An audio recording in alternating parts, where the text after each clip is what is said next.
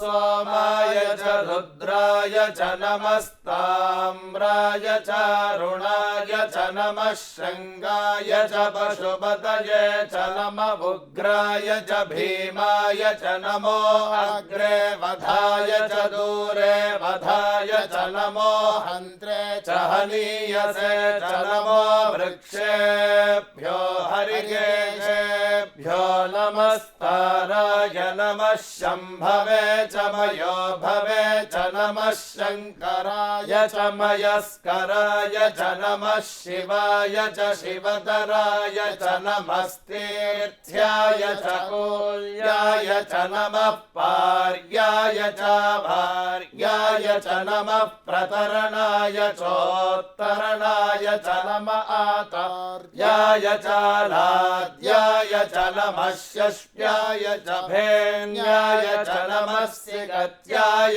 च प्रभायाय च नमः हिरण्याय च प्रपथ्याय च नमः किगुंशिलाय च क्षयणाय च नमः कपर्दिने च पुलस्तये च नमो गोष्ठ्याय च गृह्याय च नमः स्तल्प्याय च गेह्याय च नमः काट्याय च गह्वरेष्ठाय च नमो हृदयाय च निवेश्याय च नमः पागुंसव्याय च रजस्याय च नमः शुष्क्याय च हरित्याय च नमो लोप्याय चोलप्याय च नमः ऊर्व्याय च सूर्म्याय च नमः पर्ण्याय च पर्णशद्याय च नमोपगुरमाणाय च भिघ्नते च नमः आखिदते च प्रखिदते च नमो वक्किरिकेभ्यो देवानागुं हृदयेभ्यो नमो विक्षीणकेभ्यो नमो विचिन्वत्केभ्यो नमः निर्हतेभ्यो नमः आवीवत्केभ्यः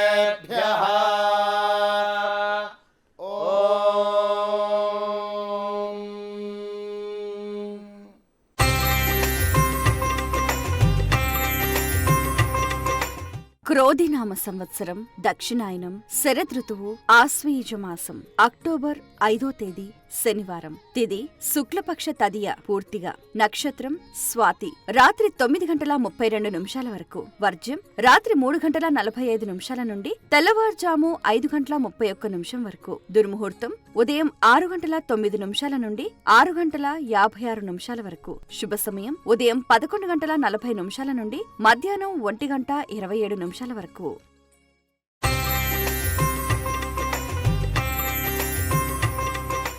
భిక్షాందేహి కృపావలంబనకరి మాతా అన్నపూర్ణేశ్వరి. ఈరోజు విశేషం కార్యక్రమానికి సాదర స్వాగతం. దేవి శరన్నవరాత్రులలో 3వ రోజు అమ్మవారు అన్నపూర్ణాదేవిగా భక్తులకు దేదీప్యమానంగా దర్శనమిస్తుంది. ఒక చేతిలో రసపాత్ర మరొక చేతిలో గంటతోటి అద్భుతంగా ప్రతి ఒక్కరికి అక్షయంలా అన్న ప్రసాదాన్ని అందిస్తున్నట్టుగా ఆ తల్లి గోచరిస్తుంది. సకల జీవరాశులకు జీవనాధారమైన ఆ అన్నాన్ని అందించే అన్నపూర్ణేశ్వరి దేవిగా ప్రాణేశ్వరిగా నిత్య ఆనందకరిగా భక్తులను అనుగ్రహిస్తోంది. మనం గమనిస్తే సదాశివుడే అమ్మవారి దగ్గర మొదటగా భిక్ష స్వీకరించారు అని కూడా చెప్తూ ఉంటారు. దాని వెనకాల ఎన్నో పురాణ ఇతిహాసాలు కూడా మనకు స్పష్టంగా కనిపిస్తూ ఉంటాయి. వాస్తవానికి ఏంటంటే మనం తీసుకునే ఆహారమే మరి మనం ఎటువంటి ఆహారాన్ని తీసుకోవాలి? శుద్ధ సాత్విక శాకాహారం తీసుకోవాలి. అటువంటి ఆ ఆహారాన్ని మనకు అందించేది అన్నపూర్ణేశ్వరి దేవి. మనం గమనిస్తే ఈరోజు అమ్మవారికి ఎర్రటి పూలను సమర్పించాలి, అలాగే అమ్మవారికి ఎర్రటి వస్త్రాన్ని సమర్పించాలి. ఇక అన్నపూర్ణ అష్టకాన్ని ప్రతి ఒక్కరూ కూడా పఠించే ప్రయత్నం చేయాలి. ఇక అమ్మవారికి సంబంధించి నైవేద్యం విషయానికి వచ్చేసరికి పెరుగన్నం అలాగే ముత్కల అన్నం కూడా నివేదన చేస్తూ ఉంటారు. శక్తి ఆరాధన విషయానికి వచ్చేసరికి నవదుర్గా స్వరూపాలలో అమ్మవారు ఈరోజు చంద్రఘంట అలంకారంలో భక్తులకు దీదీప్యమానంగా గోచరిస్తూ ఉంటుంది. ఆ అమ్మవారు శాంతి ప్రదాయిని, అలాగే ఆ అమ్మవారు మంగళ స్వరూపము, శుభప్రదంగా కళ్యాణి స్వరూపంగా కూడా భక్తులను అనుగ్రహిస్తూ ఉంది. ఆమె ఘంట ఆకారంలో చంద్రుణ్ణి అలంకరించినందుకు గాను ఆమెని చంద్రఘంట అని పిలిచారు. ఆమె ఎంతో చక్కగా సౌందర్యవతిగా భక్తులకు దర్శనమిస్తుంది. ఆమెకు 10 భుజాలు ఉన్నాయి. శస్త్రాలతో కూడిన 5 చేతులు, అలాగే ఆ బాణం వంటి అస్త్రాలతో కూడిన 5 చేతులు, అలాగే అమ్మవారి వాహనం సింహం. ఎవరైతే ఈ అమ్మవారిని భక్తి శ్రద్ధలతో ఆరాధిస్తూ ఉంటారో వారికి యశస్సు కలుగుతుంది, సుఖ సంతోషాలు కలుగుతూ ఉంటాయి, ఎటువంటి క్లిష్టమైన పరిస్థితుల నుంచైనా బయటపడతారు అని చెప్తూ ఉంటారు. ఇక శృంగేరి శారదా పీఠంలో దక్షిణామ్నాయంలో భారతీతీర్థ మహాస్వామీజీ వారు శారదామాతను ఈరోజు అందంగా ఎంతో చక్కగా మయూర వాహనారూఢురాలైన ఆ కౌమారీ దేవిని పూజిస్తూ ఉంటారు. ఈరోజు అమ్మవారు కౌమారీ దేవిగా భక్తులను అనుగ్రహిస్తూ ఉంటుంది. మనం గమనిస్తే కూడా ఆ అమ్మవారి చేతిలో వేల్ అనే శక్తి ఆయుధం మనకు కనిపిస్తూ ఉంటుంది.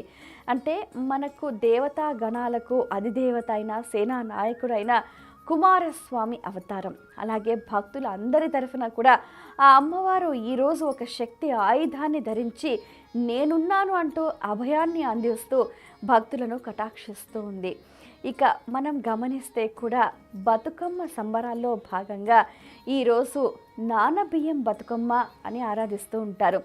ఎంతో చక్కగా గునుగు పూలు, తంగేడు పూలు, బంతి పూలు, చామంతి పూల మధ్యలో పసుపు గౌరమ్మను తయారు చేసి ఆటపాటలతో ఆడపడుచులంతా ఎంతో ఆనందంగా చేసుకునే ఆ సంబరాల్లో భాగంగా పాలల్లో నానబెట్టిన బియ్యంని అలాగే బెల్లాన్ని అమ్మవారికి నివేదన చేస్తారు. ఇక శ్రీవారు సప్తగిరులపై కొలువై ఉండగా ఆ స్వామివారికి బ్రహ్మోత్సవాలను నేత్రానందభరితంగా ఎంతో అద్భుతంగా ప్రతి ఒక్కరూ కూడా అద్భుతంగా నిర్వహిస్తూ ఉంటారు, వీక్షిస్తూ ఉంటారు, అలాగే సేవించి తరిస్తూ ఉంటారు. శ్రీవారి నవాహ్నిక సాలకట్ల బ్రహ్మోత్సవాలలో భాగంగా ఈరోజు స్వామివారు ఉదయం చిన్నశేష వాహనంపై ఊరేగగా సాయంత్రం హంస వాహనంపై ఊరేగి భక్తులను అనుగ్రహించనున్నారు. ఇక్కడ చిన్నశేష వాహనానికి సంబంధించి విశిష్టత ఏమిటి అంటే కేవలం వైకుంఠనాథుడు అయిన ఆ శ్రీహరి ఒక్కరే ఆ చిన్నశేషుడు 5 పడగలతో ఉన్న ఆ వాహనంపై అద్భుతంగా తిరుమాడ వీధుల్లో కూడా ఊరేగుతూ ఉంటారు. ఇక్కడ చిన్నశేషుడు అంటే నారాయణ అంశ సంభూతుడు అని చెప్తూ ఉంటారు. మనం గమనిస్తే బ్రహ్మోత్సవాలలో శేషుడికి రెండోసారి కూడా అవకాశం ఇస్తారు. ఎందుకు అనంటే శేషుడికి శ్రీహరికి ఉన్న అవినాభావ సంబంధం అలాంటిది.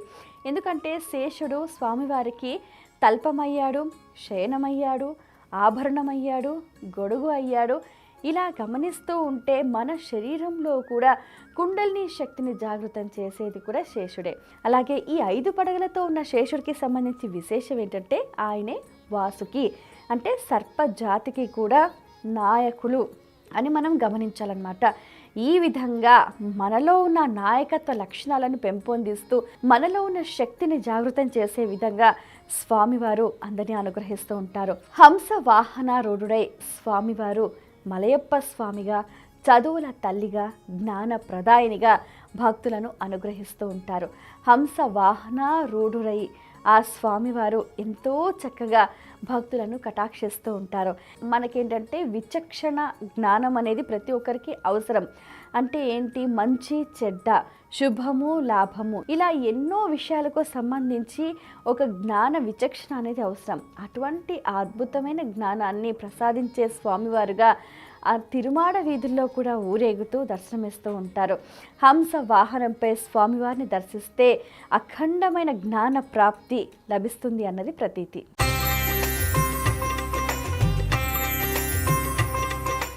హరి ఓం శ్రీ గురుభ్యో నమః.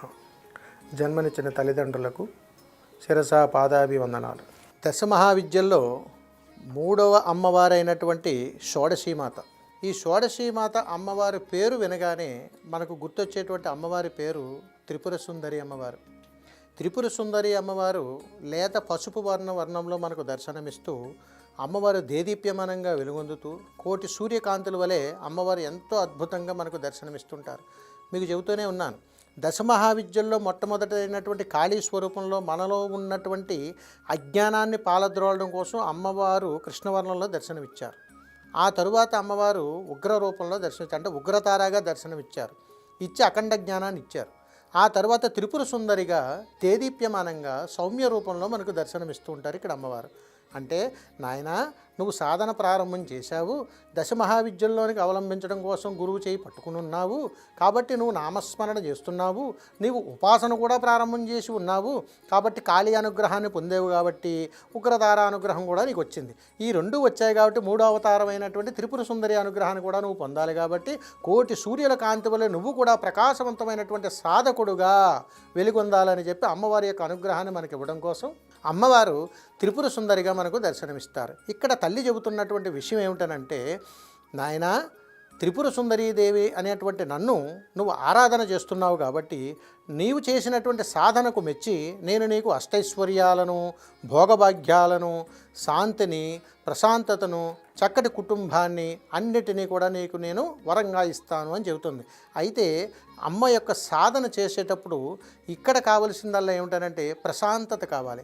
ఏ సాధకుడైతే అక్కడ ఉన్నటువంటి కల్మషాన్ని, ఆ తర్వాత ఉగ్రాన్ని శాంతంగా మార్చుకొని తన మనసును ఆహ్లాదంగా ఎప్పుడైతే మార్చుకోగలుగుతాడో, ఎప్పుడైతే అమితమైనటువంటి ప్రేమను అమ్మ మీద చూపించగలుగుతాడో అక్కడ మాత్రమే త్రిపుర సుందరీదేవి యొక్క అనుగ్రహానికి పాత్రులవుతుంటారు. కాబట్టి ఇక్కడ అమ్మవారిని వశం చేసుకోవాలన్నటువంటి దుర్బుద్ధి కంటే అమ్మవారిని ప్రసన్నం చేసుకోవాలనేటువంటిదే సర్వోత్తమము.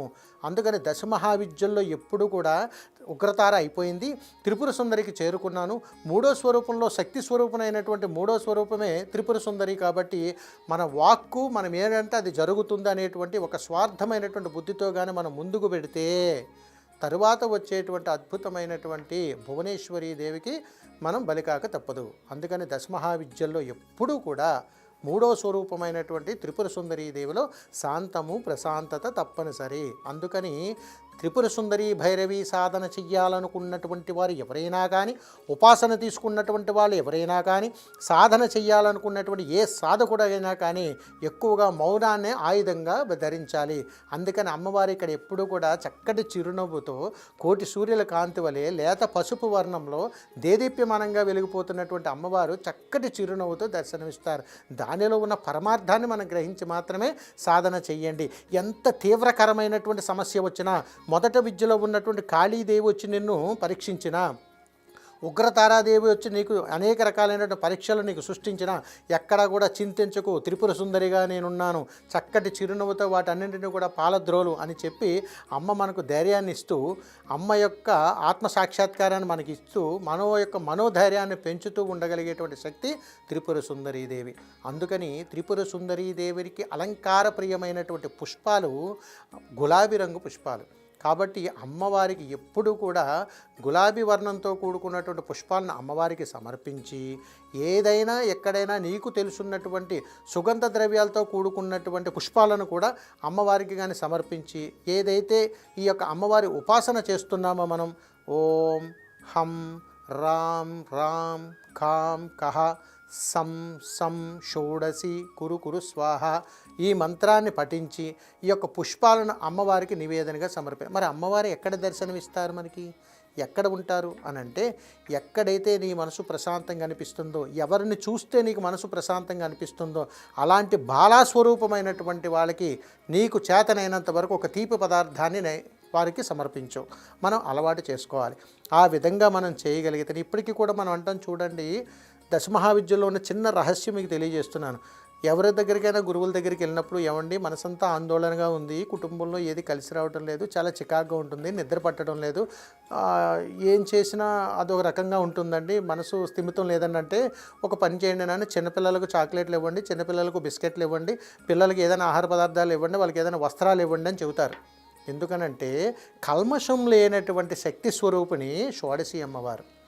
అందుకని కాళీతంత్రంలో కాళీ అనుగ్రహాన్ని పొంది, తారాదేవి అనుగ్రహాన్ని పొందిన తర్వాతే త్రిపురదేవి యొక్క అమ్మవారి యొక్క అనుగ్రహాన్ని పొందుతాం. కాబట్టి ఆ సాధకుడికి మొదటి మూడిటిల్లో కూడా అత్యంత శక్తి ప్రసారణ జరుగుతుంది. కాబట్టి మొదటి ముగ్గురిని కూడా శక్తి స్వరూపంగా కొలుస్తారు. ఈ శక్తి స్వరూపం కొలిచిన తర్వాత ఆ సాధన సంపూర్ణం అయిన తరువాత ఐశ్వర్యకారకుడు అవుతాడు. కాబట్టి సాధకుడికి అత్యంత శక్తివంతమైనటువంటి సాధన త్రిపుర సుందరీదేవి. కాబట్టి ఈ యొక్క సాధనను చేయటానికి సాధకుడికి కావలసినటువంటి సర్వోత్తమైనటువంటి లక్షణం ఏమిటనంటే, సూర్య భగవానుడికి నమస్కారం చేయగలగాలి, కాళీదేవతకు సాష్టాంగ నమస్కారం చేయగలగాలి. ఖచ్చితంగా అతని జీవితంలో నెలలో 2 సార్లు అయినా సరే శ్మశానాన్ని దర్శించి రావాలి. ఈ క్రమం తప్పకుండా ఎవరైతే చేయగలుగుతారో వారికి మాత్రమే త్రిపుర సుందరీదేవి యొక్క అమ్మవారి అనుగ్రహం ఖచ్చితంగా లభిస్తుంది. ఇది ఎవరు చేస్తారండి? సాధకుడు మాత్రమే. మరి ఇలాంటి విద్యలన్నీ కూడా మరి మేము కూడా చేయొచ్చా అని అడిగితే మంత్రోపదేశం పొందాలి, గురు సాక్షాత్కారం పొందాలి, గురువు యొక్క అనుకరణ చేయాలి. గురు యొక్క సన్నిధానంలో మాత్రమే వీటికి సాధ్యము. కాబట్టి అమ్మవారిని ఆరాధించండి, అమ్మవారి యొక్క అనుగ్రహాన్ని పొందండి. అందరూ బాగుండండి. సర్వేజన సుఖినో భవంతు.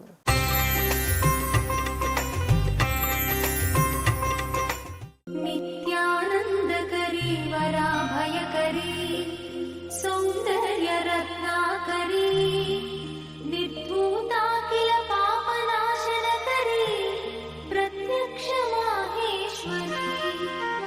అన్నపూర్ణాదేవి కొలువైన పవిత్ర క్షేత్రం హొర్నాడు.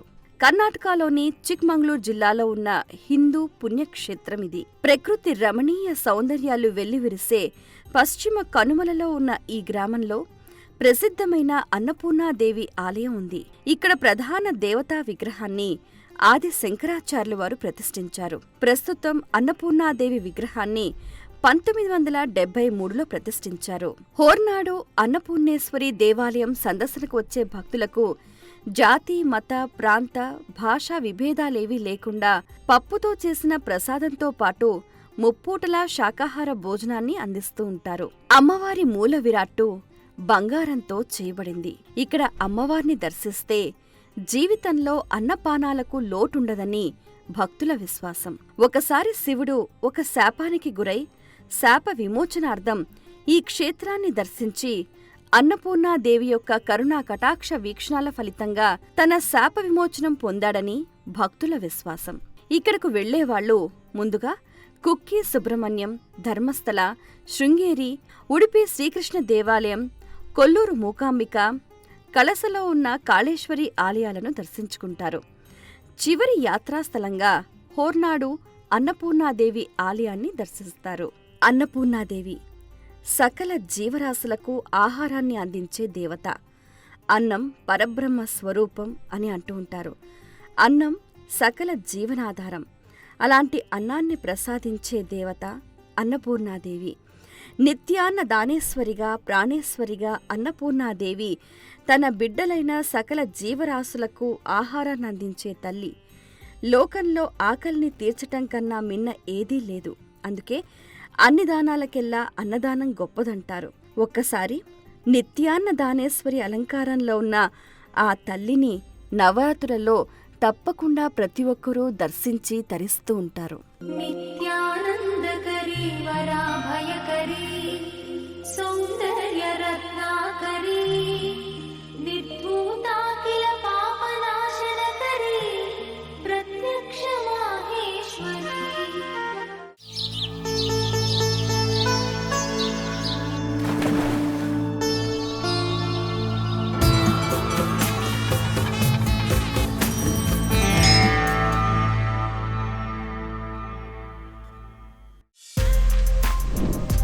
For more videos like this, subscribe Big TV channel.